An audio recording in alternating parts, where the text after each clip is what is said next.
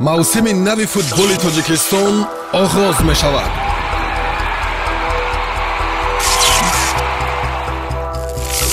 муборизаи 8 даста барои ҷоизаву унвон.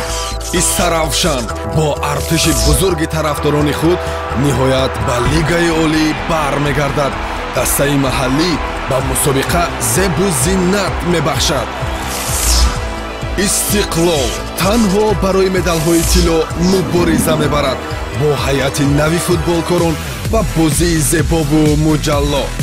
клуби марказии варзиши артиши помир мудофеони ватан имсол ба ҳамла мегузаранд. ҳайати нав бо ин ҳадаф таҳия шудааст. куктош ҳанӯз дар соли аввали ҳунарнамоии худ ҳамаро қоил намуд. дар кӯшиши дуввум исьён хоҳанд кард.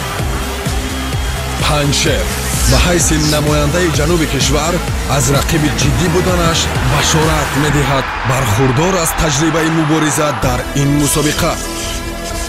регар тадас сокинони шаҳри саноатии кишвар аз бошгоҳи худ армуғони арзанда интизоранд. дастаи маъруфи мамлакат дақиқан ба тақдири қаҳрамонӣ таъсиргузор хоҳад буд.